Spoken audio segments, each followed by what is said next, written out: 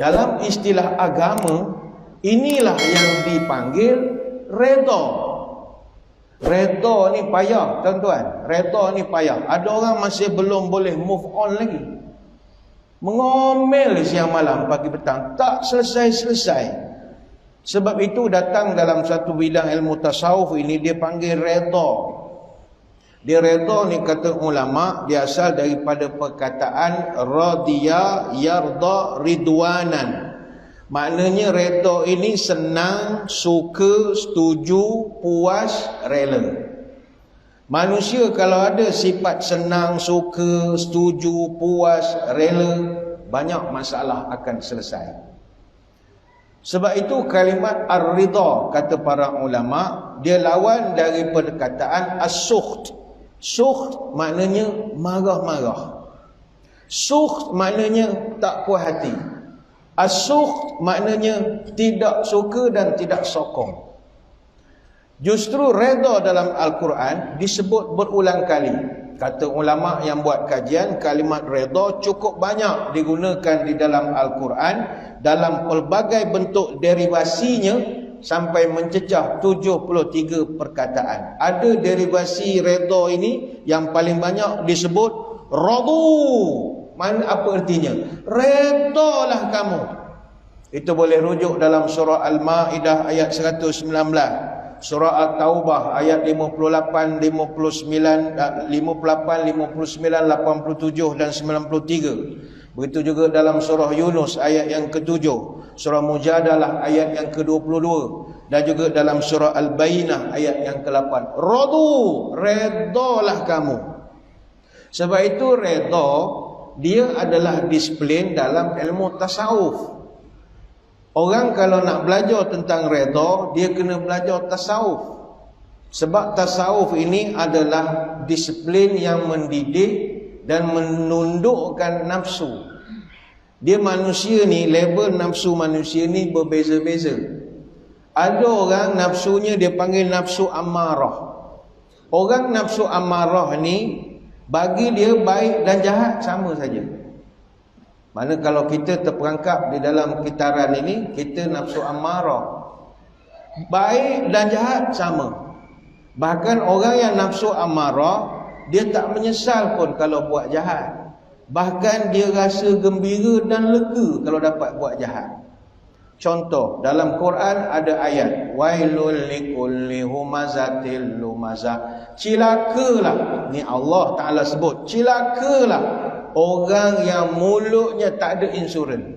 Maki, hamun, mengumpat, mengata, bantai. Itu kan haram. Tapi bagi orang yang banyak nafsu amarah, sehari dia tak bantai orang, demam dia. Dan kalau dia dapat kecam orang, gembira dia. Oh, suka. Itu nafsu amarahnya tinggi. Bagi dia dosa dan pahala sama. Gembira pula buat kesalahan dan tak menyesal. Itu nafsu amarah. Bagaimana nak dikurangkan? Kena zikir banyak. Zikir, zikir, zikir, zikir, zikir. Sampai jadi nafsu lawamah. Orang nafsu lawamah ini pula, bila dia buat kesalahan, dia menyesal. Dia mengata orang misalnya, dia cakap orang ni bodoh, dia cakap orang ni, lepas tu dia menyesal, kenapa pula aku cakap benda begitu. Dia sedih, tapi esok buat lagi. Tahanlah daripada kategori pertama tadi. Rasa lega pula kalau dapat buat jahat. Yang ini menyesal.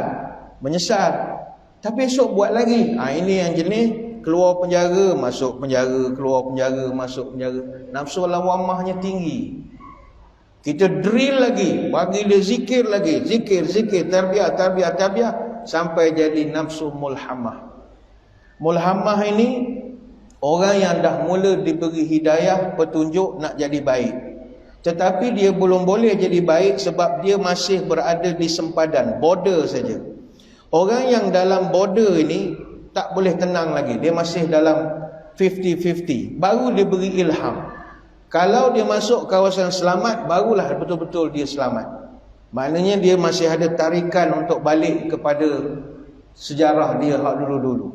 Masih border lagi. Belum cukup. Drill lagi. Tok Guru akan suruh zikir lagi.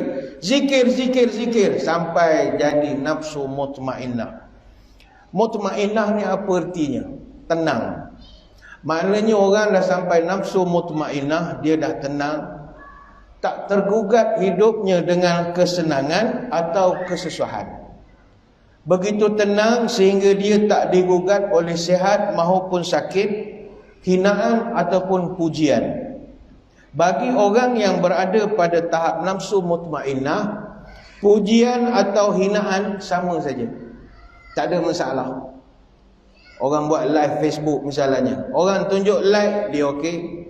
Orang kecap pun dia okey. Lantak kau orang lah.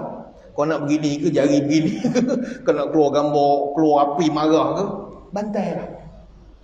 Dia dah tak rasa apa-apa. Sakit, sihat, sama. Pujian tak berbunga, dikeji tak terasa sakit. Tak ada lagi perasaan marah ataupun dendam. Sebab dia dah tenang, mutmainnah.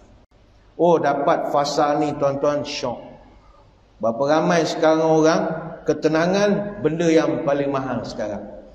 Ramai di kalangan kita malam ni nampak okey, tapi malam tak boleh tidur. Nak tidur kena makan ubat tidur, baru boleh tidur. Tapi orang yang tenang, relax saja. Dengar ceramah pun boleh tidur, tenang. Dia tenang saja. Syok betul. Ini rezeki tuan-tuan. Rupa bila dah berumur ni, dapat tidur rezeki pun. Kita ingatkan orang kuat tidur ni kuat membuta. Tak, tidur ni rezeki. Ada orang khatib baru naik saja, baru beri salam, tidur dah. Oh, rezeki betul dia. Ngaji Quran baru 2 baris, tidur dah. Bagus betul ya. Orang lain makan ubat nak tidur. Itu nafsu mutmainnah. Tapi boleh drill lagi sampai pada satu peringkat, ini orang redha, nafsu radiyah. Nafsu radiyah ini dia redha saja apa yang Allah takdirkan pada dia, dan tak ramai orang ada kelebihan ini. Apa Tuhan buat pada dia, dia redha. Orang begini sangat terhibur dengan ujian. Sehari Allah tak uji dia, dia rasa tak seronok. Katakanlah dia tak sakit, dia susah hati. Kenapa pula aku tak sakit? Sebab sakit ni kan tanda kasih sayang Allah. Dia risau pula dia tak sakit. Orang lain sakit nak bunuh diri lah. Ngapalah apa sakit. Tak, dia heran ngapa dia tak sakit. Sebab bagi dia ujian Allah adalah hadiah daripada Allah. Orang begini kalau kita tampar dia pipi kanan, dia suruh kita tampar pula pipi kiri. Agaknya lah, dia redha sangat. Jenis sabarnya tinggi. Nafsu radiyah. Atas lagi namanya nafsu mardiyah. Mardiyah ini, apa saja yang orang tu lakukan, Allah redha kepada dia. Orang begini mulutnya masin, tahap-tahap wali lah. Sebab itu orang yang tahap nafsu mardiyah ini, mereka sangat menjaga tutur kata.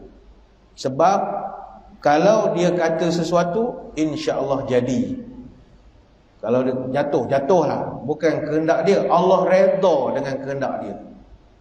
Biasa tok wali sajalah dapat peringkat ini. Nafsu tertinggi dia panggil nafsu kamilah, nafsu yang sempurna. Manusia biasa macam kita takkan sampai makam ini.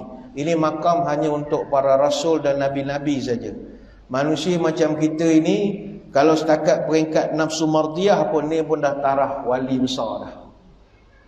Tuan-tuan kalau nak tahu tuan-tuan ni dah wali ataupun tidak, keluar masjid sekarang, cuba tengok contoh slipper tuan-tuan hilang. Apa reaksi pertama bila slipper tuan-tuan hilang? Kalau tuan-tuan jenis, hilanglah slipper, tak apalah, Allah tentukan. Wali dah tu. Itu dah wali dah tu. Ini Allah Ta'ala tentukan, yang kekal hanya dia. Makhluk mana ada kekal, itu tahap wali lah. Boleh cium tangan dah tuan-tuan. Cium, ini memang tahap wali tu. Kereta dia bercala, bantai dia budak basikal. Kereta baru pula tu. Dia kata ini Allah tentukan. Makhluk mana kekal, Syekh, Allah kekal. Wali dah tu. Tapi beberapa orang tak dapat begitu, redha tak ada. Selipar hilang, ini mesti anak ni, ni mesti anak ni. Anak dia memang kaki dia, adalah orang itu, orang ni suspek dia. Kereta ni, inilah kereta ni. Kurang redha itu kurang.